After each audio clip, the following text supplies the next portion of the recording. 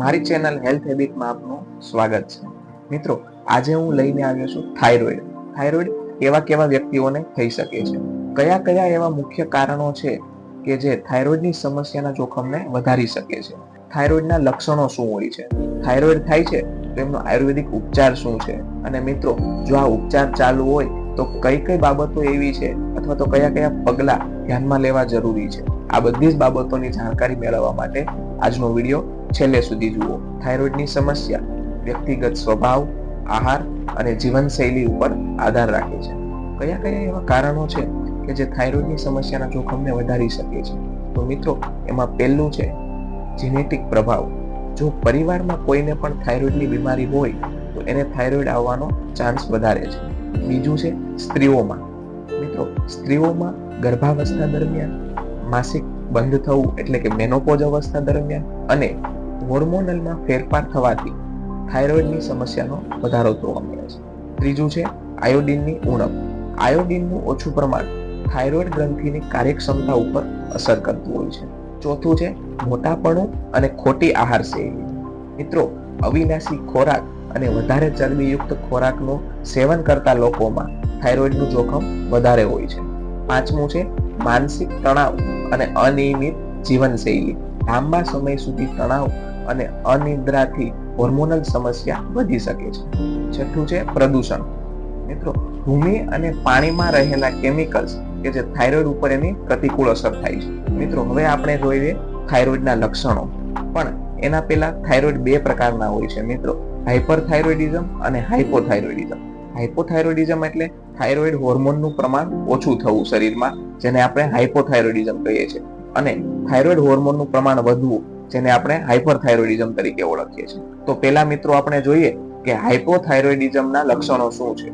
વધુ પડતો થાક લાગવો, વજન વધવું, ચામડી અને વાળ સૂકા થવા, કબજિયાત રહેવું, ડિપ્રેશન અને તણાવ, ઠંડુ વધારે લાગવું અને સ્ત્રીઓમાં અનિયમિત માસિક ચક્ર. હવે જોઈએ હાઇપરથાઇરોઇડિઝમના શું લક્ષણો હોય છે. વજન ઓછું થવું, ધબકારામાં વધારો થવો, ચીડિયાપણું વધવું, વધારે પડતો પરસેવો થવો, હાથમાં ઝંઝનાટી કંપન આવવા અને ઊંઘમાં ફેરફાર થવો, ઊંઘ ના આવવી. મિત્રો, હવે જોઈએ કે શું એવા આયુર્વેદિક ઉપચાર છે કે જે થાઇરોઇડની બીમારીમાં રાહત આપી શકે છે. પહેલા જોઈએ હાઇપોથાઇરોઇડિઝમ હોય તો કેવા કેવા ઉપચાર કરવા જોઈએ. એમાં પહેલું છે અશ્વગંધા. અશ્વગંધા હોર્મોનલ સંતુલન માટે અસરકારક છે. દૂધ અથવા તો પાણી સાથે 1 ચમચી અશ્વગંધા ચૂર્ણ લો. બીજું છે ત્રિફળા ચૂર્ણ. પાચન સુધારવા માટે દરરોજ રાત્રે 1 ચમચી ત્રિફળા ચૂર્ણ ગરમ પાણી સાથે લો. ત્રીજું છે અળસીના બીજ. અળસીના બીજને આહારમાં ઉમેરો કે જેમાં ભરપૂર પ્રમાણમાં ઓમેગા 3 ફેટી એસિડ જોવા મળે છે, જે થાઇરોઇડ ગ્રંથિમાં સુધારો લાવવા માટે ઉપયોગી છે. ચોથું છે કચુંબર અથવા તો સલાડમાં આયોડિન યુક્ત આહાર ઉમેરો, જેમાં સમુદ્ર શાક, આયોડિન યુક્ત મીઠું અને ખમણેલા બીજ ઉમેરો. પાંચમું છે પ્રાણાયામ અને યોગ. હોર્મોનલ તણાવ ઘટાડવા માટે દરરોજ ભ્રામરી અને ઉજ્જયી પ્રાણાયામ કરો. મિત્રો, હવે આપણે જોઈએ હાઇપરથાઇરોઇડિઝમ માટે શું આયુર્વેદિક ઉપચાર કરી શકાય છે. પહેલું છે બ્રાહ્મી. બ્રાહ્મી તણાવ અને ચિંતા ઘટાડી શકે છે. બ્રાહ્મીને શરબત અથવા તો ચૂર્ણ તરીકે લેવામાં આવે છે. બીજું છે શંખપુષ્પી. શંખપુષ્પી મગજ શાંત રાખે છે. દરરોજ 1 ચમચી શંખપુષ્પી ચૂર્ણ લો.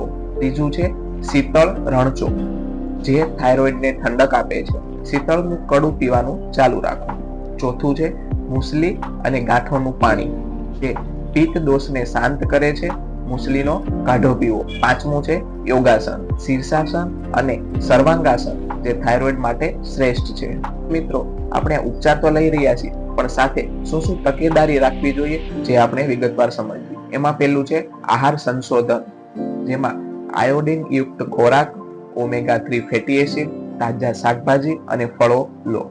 બીજું છે નિયમિત જીવનશૈલી, જેમાં દિવસનું અથવા તો રાત્રિનું નિયમિત સૂવું અને ઉઠવું. ત્રીજું છે કોઈ નિષ્ણાંતનો સંપર્ક કરો, જેમાં યોગ્ય દવાઓ અને ડોઝ માટે નિષ્ણાંતની સલાહ લો. ચોથું છે પ્રાકૃતિક ઉપવાસ, જેમાં દરરોજ લસણ અને હળદરનું સેવન કરો. પાંચમું છે ધ્યાન અને પ્રાણાયામ, જેમાં દરરોજ તણાવ ઘટાડવા માટે 15 થી 20 મિનિટ ધ્યાન કરો. મિત્રો, આવા જ જટિલ રોગો માટે ઘરગથ્થુ ઉપચાર કઈ રીતે કરી શકાય તે જાણવા માટે અમારી ચેનલને લાઈક, શેર અને સબસ્ક્રાઇબ કરો.